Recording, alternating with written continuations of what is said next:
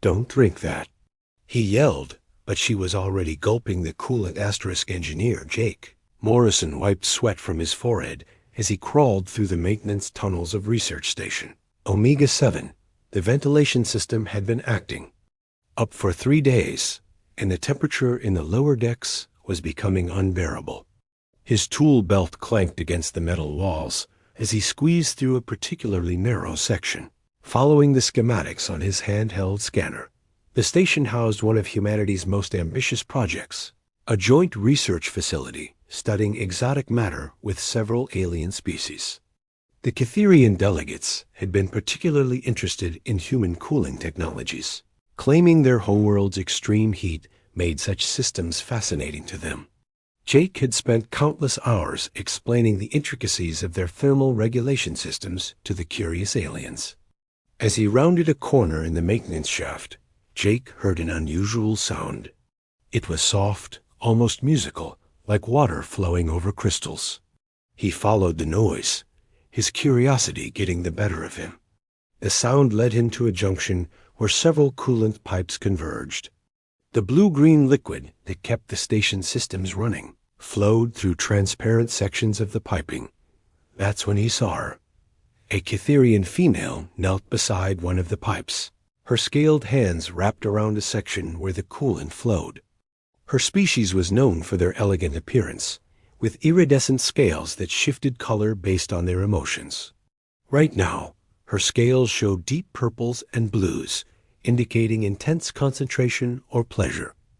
Jake watched in horror as she carefully opened a maintenance valve and began collecting the coolant in a small container. The liquid was highly toxic to most known species, designed specifically for mechanical systems. It could cause severe chemical burns, or worse if ingested. "Hey, what are you doing?" Jake called out, his voice echoing in the confined space. The Cytherian looked up, startled. Her large, multifaceted eyes reflected the emergency lighting like gemstones. She was young by her species standards, probably equivalent to a human in their early 20s. Her name badge read Zara Velnither, Research Assistant. "I apologize for the intrusion," she said in accented but fluent English. "I was merely collecting a sample for analysis." Jake crawled closer, noting the way she held the container. Something about her posture seemed off, too casual for someone handling dangerous chemicals. "That's industrial coolant, highly toxic. You should be wearing protective gear." Zara's scales shifted to a lighter shade, betraying her nervousness. "Of course, I understand the dangers." But even as she spoke, Jake noticed her bringing the container closer to her face, almost as if she were about to smell it. His engineer's instincts kicked in, recognizing the signs of someone about to do something incredibly dangerous. "Don't drink that," he yelled, lunging forward in the cramped space. But he was too late. Zara had already brought the container to her lips and was gulping down the bright blue-green liquid. Jake's heart nearly stopped as he watched what should have been a fatal mistake unfold before his eyes. To his amazement, instead of collapsing in agony, Zara's scales began to shimmer more brightly. The purples and blues deepened to rich, vibrant hues that seemed to pulse with inner light. She finished the entire container and let out a satisfied sigh. "Thank you for your concern," she said, her voice now carrying a melodic quality it hadn't possessed before. "But this substance is not harmful to my kind. In fact, it's quite nourishing." Jake stared at her in disbelief. "Nourishing? That's industrial coolant. It's designed to be toxic to prevent contamination." Zara's scales flickered to what Jake had learned indicated amusement among her people. "Your species has many assumptions about what constitutes poison and what constitutes sustenance. For Cytherians, certain synthetic compounds provide essential nutrients that our natural diet lacks." The implications hit Jake like a thunderbolt. If the Cytherians could safely consume their coolant, and if it actually provided them with nutrition, then everything they thought they knew about alien biology was incomplete. More importantly, This discovery could revolutionize how they approached interspecies cooperation and resource sharing. How long have you been doing this? Jake asked, his scientific curiosity overriding his initial shock. Zara's expression became more guarded. Perhaps we should discuss this with your supervisors present. Dr. Patricia Wells, the station's chief xenobiologist, paced back and forth in her laboratory, while Jake recounted his discovery. Her gray hair was pulled back in a tight bun, and her lab coat showed signs of having been hastily thrown on. Zara sat calmly on an examination table, her scales now displaying neutral greens and silvers. "Let me understand this correctly," Dr. Wells said, stopping her pacing to face Zara directly. "Your species can metabolize our industrial coolant, not only safely but beneficially." Zara nodded, her multifaceted eyes following the doctor's movements. "What you call coolant contains complex hydrocarbons that are similar to nutrients found in the thermal vents of our homeworld. When we first encountered your technology, we were amazed that you had artificially created something so similar to our natural food sources." Jake leaned against the laboratory wall, still processing the implications. "But why didn't you tell us this during the initial diplomatic exchanges?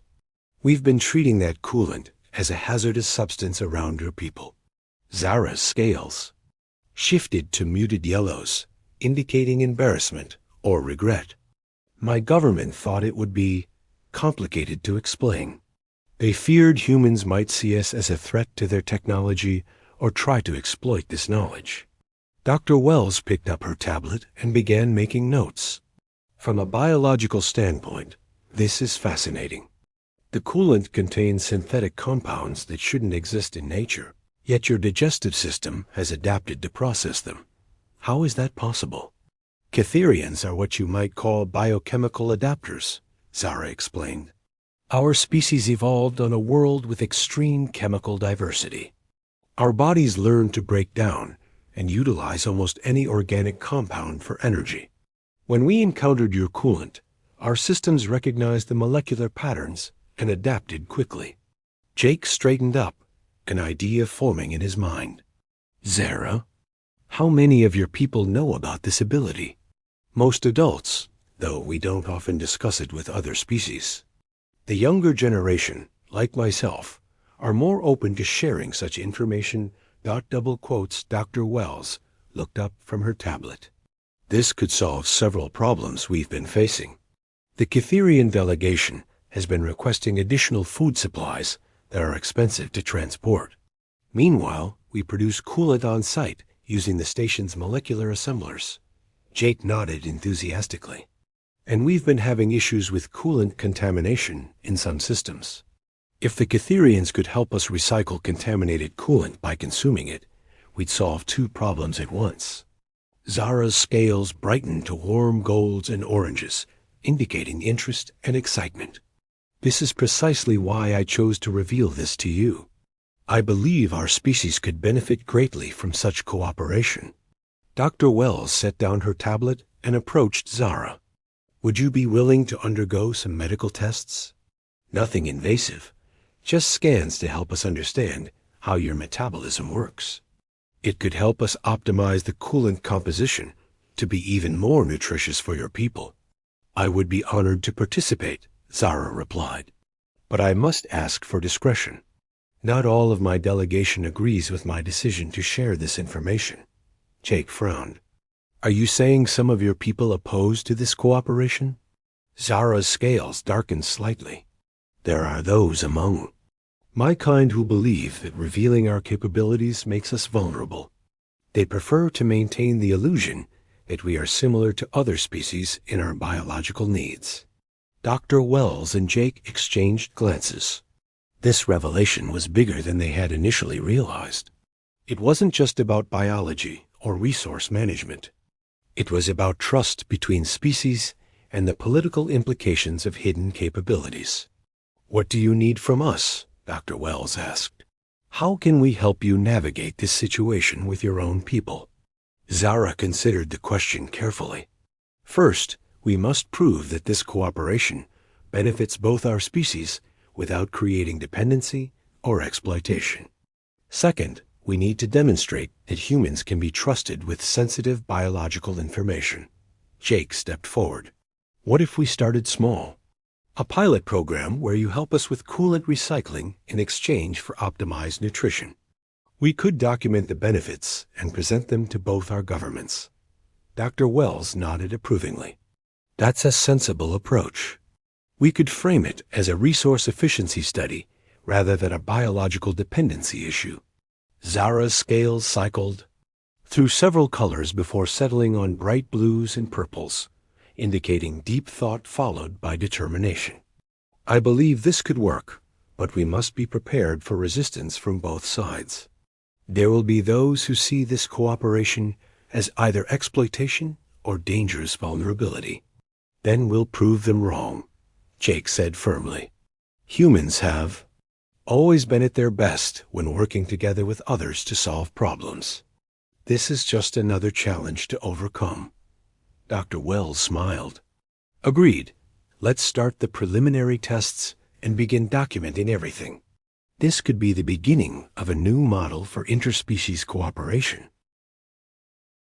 Captain Robert Hayes sat behind his desk in the station commander's office, his weathered face showing the strain of the past 24 hours.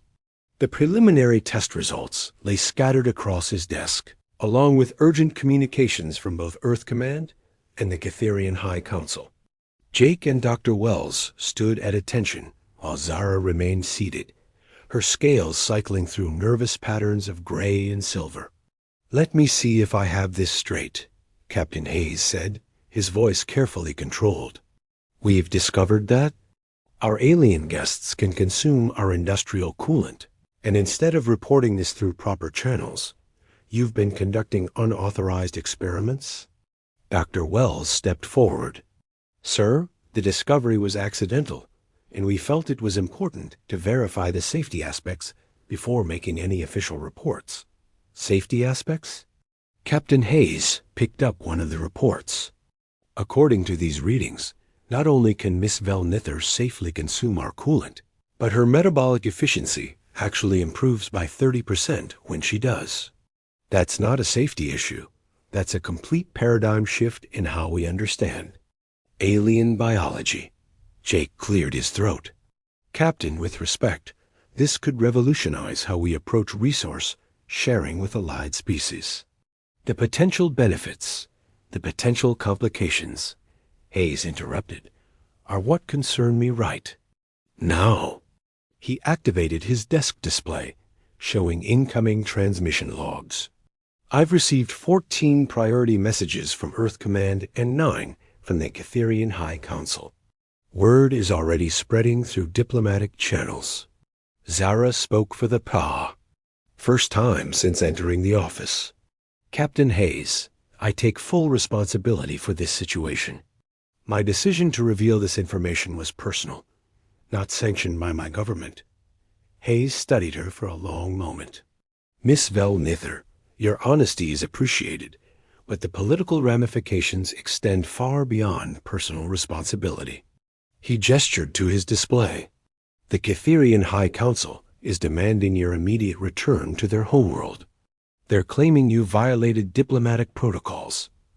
And Earth Command? Dr. Wells asked. Wants a full investigation and all research data transferred to the Xenobiology Division on Luna Station. Hayes leaned back in his chair. They're treating this as a potential security issue. Jake felt his frustration building. Security issue? We're talking about cooperation and resource sharing, not weapons development. Are we? Hayes challenged. Think about it, Morrison. If one alien species can safely consume our industrial chemicals, what else don't we know about their capabilities? And if they've been hiding this information, what else might they be hiding? Zara's scales shifted to deep purples, indicating distress. This is exactly what my elders feared would happen. Discovery would lead to suspicion and mistrust rather than cooperation. Dr. Wells moved closer to the captain's desk. Sir, I've reviewed all the test data. Miss Velnither's cooperation has been complete and transparent. She's answered every question, submitted to every scan, and provided detailed information about her species' metabolism. This isn't about hidden capabilities. It's about finding ways to work together more effectively. Hayes pulled up another document on his display. Perhaps, but the timing couldn't be worse. The Galactic Council is meeting next month to discuss new protocols for interspecies technology sharing. If news of this gets out without proper context, it could derail months of careful negotiations. Then we provide the proper context, Jake suggested. We document everything, show the benefits, and present it as a model for future cooperation. With what authority? Hayes asked. I'm a station commander, not a diplomat. This situation requires decisions at levels far above my clearance. Zara stood up, her scales shifting to determined golds and oranges. Captain, may I propose a solution? Hayes nodded for her to continue. Allow me to contact my mentor on the High Council directly. Ambassador Keth Soren is progressive in her thinking and was instrumental in establishing this research partnership. If she understands the scientific benefits and the potential for improved cooperation, she might be able to calm the fears of the more conservative council members. Dr. Wells looked hopeful. That could work. If we can get support from within the Catherian government, it would strengthen our position with Earth Command as well. Jake added, and in the meantime, we could continue documenting the benefits. Show concrete results rather than just theoretical possibilities. Captain Hayes considered their proposal. The weight of command decisions was evident in his expression as he weighed the risks and potential rewards. You have 48 hours, he finally decided. Miss Velnither, you'll make your contact with Ambassador Keth Soren under supervision. Dr. Wells, you'll prepare a comprehensive report with all findings. Morrison, you'll work with engineering to assess the practical applications and benefits. Zara's scales brightened noticeably. Thank you, Captain. I won't disappoint your trust. Don't thank me yet, Hayes warned. If this goes badly, all of our careers could be over.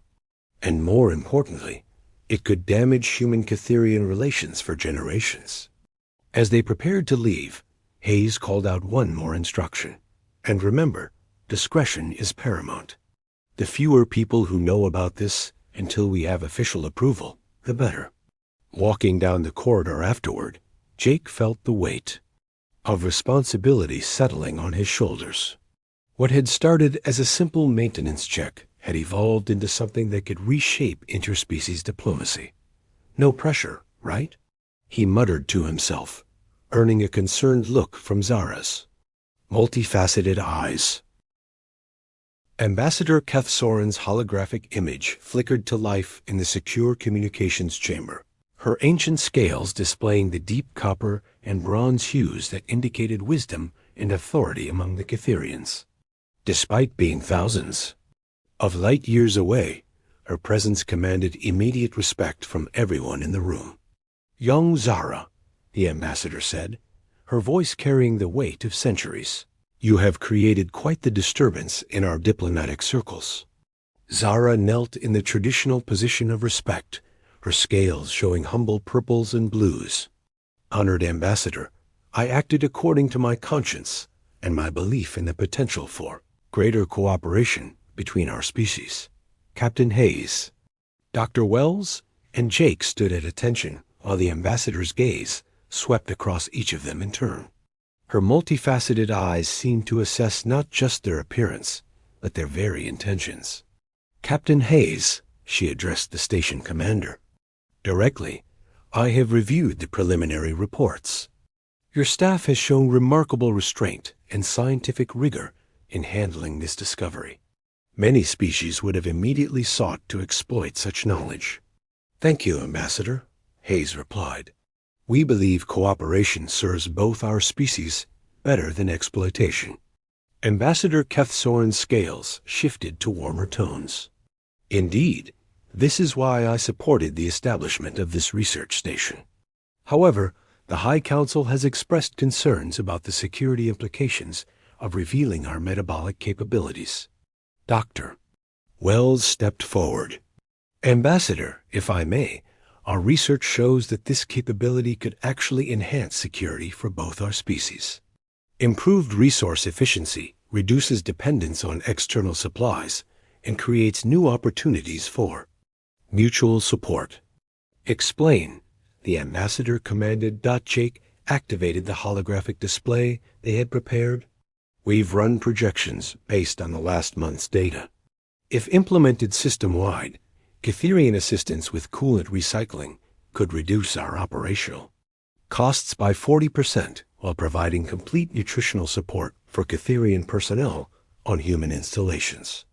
The display showed detailed charts and projections, each one highlighting the mutual benefits of cooperation: reduced waste, improved efficiency, enhanced sustainability, and stronger diplomatic ties. Ambassador Keth Soren studied the data carefully. These numbers are impressive, but they represent ideal conditions. What about the political realities? How do you address the fears of those who worry about creating dependency? Zara rose from her kneeling position. Honored Ambassador, I have lived among humans for months now. I have seen their capacity for innovation and cooperation. They do not seek to create dependency, but rather partnership. The young one speaks with passion, the ambassador noted, but passion alone does not address political concerns. Captain Hayes cleared his throat. Ambassador, we propose a limited trial program. 5 selected installations, carefully monitored, with full transparency from both governments. If successful, we can expand gradually. If problems arise, we can adjust or discontinue. Dr. Wells added, we're also proposing joint research teams to study the biochemical processes involved. This isn't just about resource management. It's about understanding how different species can complement each other's capabilities. The ambassador's scales cycled through several colors as she considered their proposal. You are asking the High Council to trust the humans will not exploit our capabilities for their own advantage. No, Jake interjected, drawing surprised looks from his colleagues. We're asking you to trust that humans understand that exploiting our partners makes us all weaker. We're stronger when we work together. A sound that might have been Catherian laughter came from the ambassador. The engineer speaks wisdom beyond his ears. Very well, I will present your proposal to the High Council with my endorsement, but I have conditions. Name them, Captain Hayes said immediately. First, any expansion beyond the trial program must be approved by both governments. Second, all research data must be shared equally between our species. Third, if either party wishes to discontinue the arrangement, they may do so without penalty or recrimination. Dr. Wells nodded enthusiastically. Those conditions are more than fair, Ambassador. And fourth, the ambassador continued, young Zara will serve as the primary liaison for this program. Her courage in bringing this opportunity to light should be rewarded, not punished. Zara's scales brightened to brilliant golds and oranges. Clearly overwhelmed by the unexpected honor. Captain Hayes smiled for the first time in days. We accept all conditions, Ambassador. When can we begin implementation? The High Council meets in 3 days. If they approve the trial program, you may begin within the week. The ambassador's expression grew serious. But understand, the success or failure of this program will influence Catherian-human relations. For generations, do not take this responsibility lightly. After the transmission ended, the room fell silent for a moment as everyone absorbed the magnitude of what had just occurred. So, Jake finally said, no pressure at all. Dr. Wells laughed, a sound of relief and nervous excitement. Just the future of interspecies cooperation resting on our shoulders. Zara approached Captain Hayes, her scales still showing gratitude and determination. Captain, I want you to know that regardless of what the Council decides, this experience has shown me that humans and Cytherians can accomplish remarkable things together. Hayes extended his hand in the human gesture of partnership. Miss Valnither, I think this is just the beginning of a beautiful friendship between our species. As Zara grasped his hand, her scales displayed colors Jake had never seen before. Brilliant patterns that seemed to represent hope, trust, and the promise of a shared future. Part 5. The New Beginning. 3 months later, Jake Morrison stood in the newly constructed Interspecies Cooperation Center on Research Station Omega-7, watching as human and Cytherian engineers worked side by side to install the latest generation of hybrid cooling systems. The facility had become a model for the galaxy, visited by delegates from dozens of species interested in developing their own cooperative programs. Zara approached him, carrying a tablet displaying the latest efficiency reports. Her scales now permanently showed the warm golds and oranges that indicated contentment and purpose. She had adapted remarkably to her new role as chief liaison, bridging the gap between human engineering practices and Cytherian biological capabilities. The latest numbers are in, she said, offering him the tablet. Coolant recycling efficiency is up 67% from baseline, and we've reduced waste byproducts to nearly zero. Jake whistled appreciatively. And nutritional support for the Cytherian staff. 100% of dietary requirements met through recycled coolant consumption. We're actually producing surplus nutrition that we're sharing with the research. Station on Kepler 442b. Dr. Wells joined them, her lab coat replaced by the crisp uniform of the newly established Department of Interspecies Sciences. The medical data is equally impressive. Cytherians working in the program show improved health markers across the board, and human stress levels are down thanks to the increased efficiency and reduced workload. More importantly, Zara added, we've had delegations from the Andromedans, the Vega Collective, and even the normally isolationist Rigel Confederacy asking to study our model. Jake looked around the bustling facility. Human technicians worked alongside Cytherian specialists, their different approaches to problem solving, creating innovative solutions neither species could have developed alone. The initial fears about exploitation or dependency had proven completely unfounded. Captain Hayes entered the center, accompanied by a figure Jake didn't recognize. The stranger wore the distinctive robes of a Galactic Council mediator, their neutral gray color indicating their role as an impartial observer. Morrison, Dr. Wells, Miss Valnither, Captain Hayes called out, I'd like you to meet Mediator Vex Halloran from the Galactic Council. They're here to conduct the final assessment for the cooperation program. The mediator stepped forward, their artificial voice translator giving their words a formal, measured tone. I have been observing your operations for the past week. The results exceed all projected parameters for successful interspecies cooperation. Dr. Wells beamed. We're pleased you found our program successful, Mediator. More than successful, Vex Halloran replied. The Galactic Council is prepared to recommend your model as the standard for future cooperation agreements. This represents a fundamental shift in how species interact throughout the galaxy. Zara's scales displayed patterns Jake had learned, indicated deep honor and pride. This success belongs to all of us. Humans showed that trust and cooperation produce better results than suspicion and exploitation. Jake nodded, thinking back to that day in the maintenance tunnel when he'd first discovered Zira drinking their coolant. It started with someone being brave enough to trust, and someone else being curious enough to listen instead of just reacting. Mediator Vex Halloran turned to address the entire group.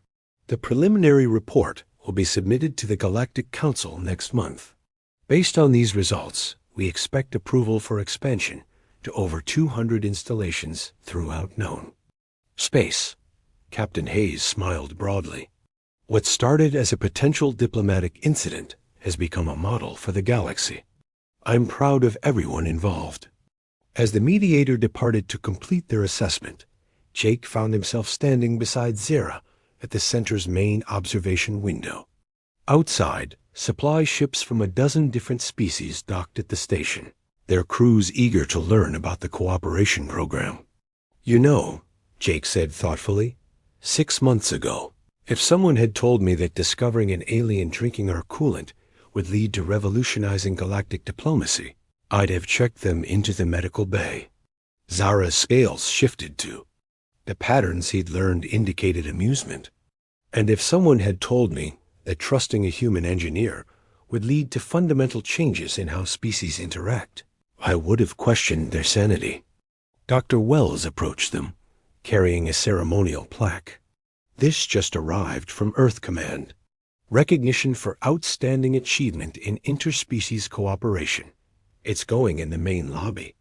Jake read the inscription aloud, "In recognition of the courage to trust, the wisdom to cooperate, and the determination to build bridges between species for the benefit of all." "That about sums it up," he said with satisfaction. Zara placed her hand on his shoulder, a gesture now familiar and comfortable between them. "Humans have a saying about small actions leading to great changes, don't they? The butterfly effect." Jake confirmed. "A small change in one place can cause massive changes somewhere else." "Then perhaps," Zara suggested, "we should call this the coolant effect. A simple act of trust between two individuals, changing the course of galactic civilization." Dr. Wells laughed. "I like that, though I'm not sure the scientific community will appreciate such an informal name for a major diplomatic breakthrough." Jake watched as another delegation ship approached the station, carrying representatives eager to learn from their example. "You know what? Sometimes the best solutions come from the most unexpected places. A maintenance tunnel, a moment of curiosity, and someone brave enough to drink coolant that should have been toxic. And someone human enough to ask questions instead of just reacting with fear," Zara added. As they stood together, watching the ongoing bustle of interspecies cooperation that had grown from that single moment of trust, Jake reflected on how far they'd all come. The universe was vast and full of unknowns, but with curiosity, courage, and cooperation, there seemed to be no limit to what different species could accomplish together. The future stretched ahead of them, bright with possibility and built on the simple foundation of one human engineer and one Catherian scientist, proving that sometimes the best discoveries come from the most unexpected places. The end.